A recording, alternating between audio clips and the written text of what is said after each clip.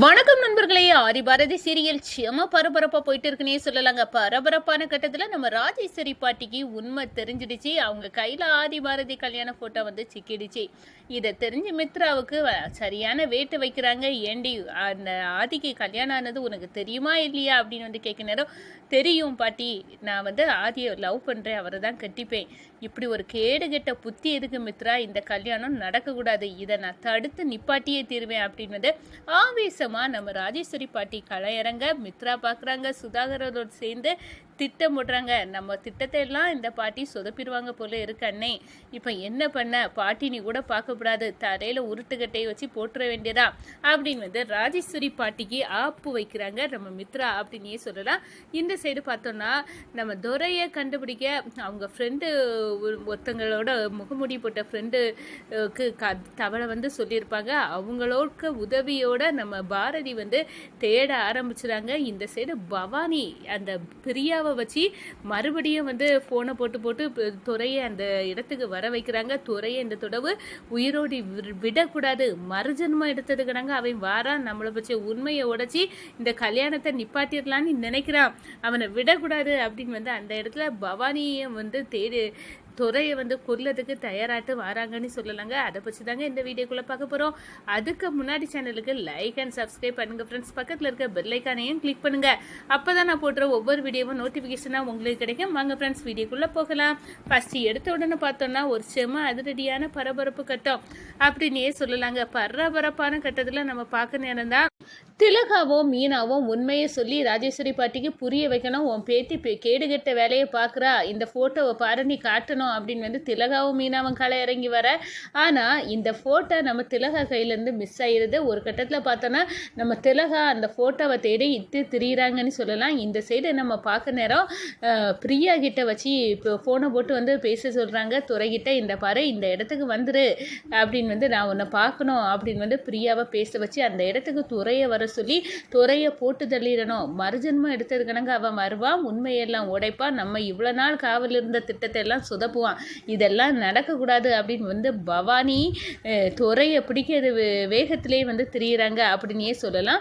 அதே நேரத்தில் இந்த ஃபோட்டோ எங்கே போச்சு, இதை வச்சு ராஜேஸ்வரி பாட்டிட்ட உண்மையை உடைக்கணும் அப்படின்னு வந்து திலகா வந்து தேடிட்டு திரியிறாங்க. ஒரு கட்டத்தில் அந்த ஃபோட்டோ வந்து நம்ம ராஜேஸ்வரி பாட்டிக்கு கையிலே வந்து சிக்கிறது. அந்த ஃபோட்டோவை பார்க்குறாங்க, அப்படியே அரண்டு போகிறாங்க. என்ன ஆதி பாரதி கல்யாண ஃபோட்டோ, அப்போ ஆதியோட மனைவி பாரதி தானா? எதுக்காக உண்மையை மறைச்சிக்கிட்டு என் பேத்தி இப்படி வந்து இந்த ஆதியை கல்யாணம் பண்ணிக்கணும்னு நினைக்கிறா? எதுக்காக இவங்க ரெண்டு பேரும் கணவன் மனைவி அப்படின்னு உள்ள விஷயம் வெளியே தெரியாமல் இருக்குது? ஏகப்பட்ட கன்ஃபியூஸ் நம்ம ராஜேஸ்வரி பாட்டிக்கு.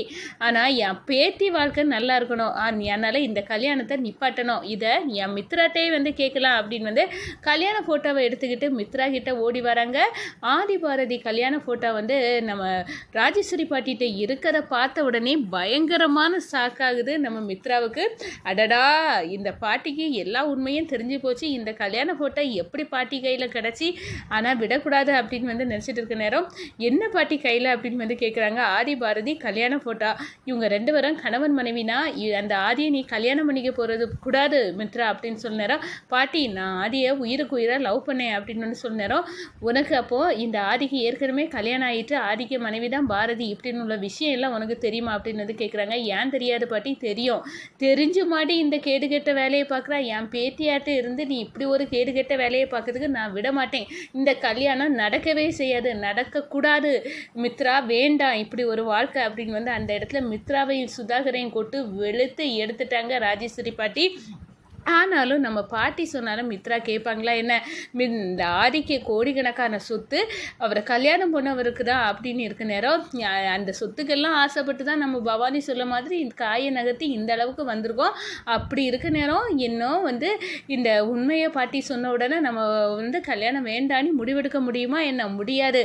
இந்த பாட்டியே வந்து செத்தாலும் சரி, நான் ஆதியை கல்யாணம் பண்ணது நடந்தே தீரும் அப்படின்னு வந்து ஒத்த காலில் நிற்கிறாங்க அந்த மித்ரா அப்படின்னே சொல்லலாம். ஆனால் ஒரு கட்டத்தில் பார்த்தோன்னா மித்ரா உருட்டுக்கட்டை எடுத்து இந்த பாட்டி உண்மையை சொல்லி ஆடிக்கிட்டு இந்த கல்யாணத்தை நிப்பாட்டக்கூடாது அதுக்குன்னா இந்த பாட்டி உயிரோடையே இருக்கக்கூடாது, அதுக்கு தலையில் எதையாவது ஒன்று அடித்து பாட்டியை கவுத்துற வேண்டியதா அப்படின்னு வந்து முடிவெடுக்கிறாங்க.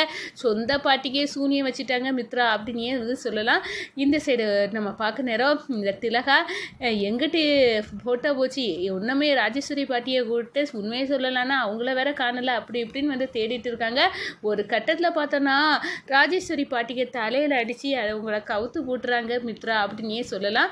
இந்த சைடு பார்த்தோன்னா நம்ம எப்படியாவது துறையை கண்டுபிடிக்கணும் அப்படின்னு வந்து முகமூடி அணிந்த நபர் அவர் ஹெல்ப்போட வந்து பைக்கில் வந்து தேடி திரியிறாங்க நம்ம பாரதி. அந்த நேரத்தில் தான் நம்ம பவானி அந்த பிரியா கிட்ட வர வச்சாங்களா துறை அந்த இடத்துக்கு வந்து சேராங்க. துறை ஒரு கட்டத்தில் பார்த்தோன்னா பவானி வாராங்க, டேய் நீ என்னடா துரத்தி எங்கள் வழியிலே நீ குறுக்க வந்து எங்களுக்கே ஓலை வைப்பியா, நான் பிரியாவை அப்போ அடைச்சி வச்சு நீங்கள் என்னட்ட பிரியாட்ட இங்கே வர சொன்னீங்கள, அப்போ நீ இதெல்லாம் உங்கள் சதிதானா அப்படின்னு வந்து அந்த இடத்துல அரண்டு போய் கேட்குறாரு துறை. ஆமாடா நாங்கள் தான் வர சொன்னோம், உன்னை பொறி வச்சு பிடிக்கதாண்டா, நீ அந்த தடவை கத்தியை வச்சு தப்பு நேரம் அதை கத்தி குத்த வாங்கிக்கிட்டு எங்கிட்டேருந்து தப்பி போயிட்டா, போனவே அப்படியே போக வேண்டியதானே, மறுபடியும் உண்மையை உடைப்பேன் அப்படி இப்படின்னு வந்து நீ வந்தால இந்த தடவை தப்ப முடியாதுடா, உனக்கு கதையை நாங்கள் முடிப்போம் அப்படின்னு சொன்னதான் அழகான அந்த பைக்கு ஃப்ரெண்டோட வந்து என்ட்ரி கொடுக்குறாங்க நம்ம பாரதி. அந்த பைக்கு ஃப்ரெண்டை நம்ம பவானியை அடின்னு வெளுத்து அங்கேருந்து துறையை மீட்டு கொண்டு வராங்க. இந்த சைடை பார்த்தோன்னா நம்ம திலகா மீனா கண்ணில் வந்து படுது. ராஜேஸ்வரி பாட்டி உயிருக்கு போராடிட்டு இருக்குது, அவங்கள மீட்கிறாங்க. அப்போ தான் மித்ரா நல்லவே இல்லை, மித்ராவுக்கு முகம் எனக்கு தெரிஞ்சிட்டு, பாரதி தான் ஆதியோட மனைவி, அந்த ஃபோட்டோ என் கையில் பட்டுடுச்சு அப்படின்னு சொன்ன என்ன பெரியம்மா சொல்கிறீங்க அப்படின்னு வந்து திலகா கேட்குறாங்க. ஆமாம் இந்த கல்யாணத்தை திலகா நீ நிப்பாட்டணும் அப்படின்னு வந்து அந்த இடத்துல வந்து சொல்கிறாங்க. என் பேத்திக்கிட்ட நான் இந்த கல்யாணம் நடக்கக்கூடாது அப்படின்னு வந்து சொன்னேன், என் பேத்தி என் தலையில் உருட்டுக்கட்டையை வச்சு அடித்து நீ சொல்லி கல்யாணம் நிற்கிறா, நான் கண்டிப்பாக ஆதியை தான் கல்யாணம் பண்ணுவேன், இந்த கோடிக்கணக்கான சொத்து எனக்கு தான் அப்படின்னு வந்து அந்த என் பேத்தி வந்து இப்படியெல்லாம் மாறி இருப்பா அப்படின்னு வந்து எனக்கு தெரியாது, என் பேத்தி நல்லவே இல்லை, திலகா இந்த கல்யாணத்தை நடத்திடாத, பாரதிக்கு செய்தக்கூடிய துரோகமாக மாறிடும் அப்படின்னு வந்து அந்த இடத்துல பாட்டி வந்து சொல்லுறாங்க நம்ம திலகாட்ட.